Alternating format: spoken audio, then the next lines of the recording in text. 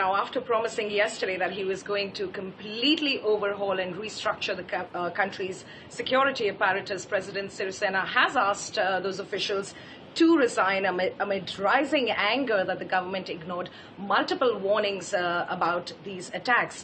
But many parliamentarians dismissed the assertions that the president would not have known about this April 11th threat memo.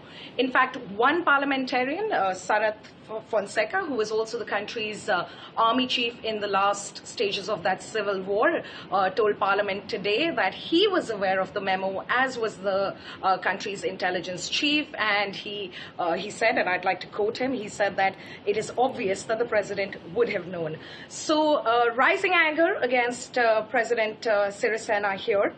And while all of that was going on in Parliament, keep in mind that the security agencies on the ground discovered two more bombs, which they were able to successfully detonate. Like the Prime Minister said yesterday, they still don't know how many more explosives could be out there.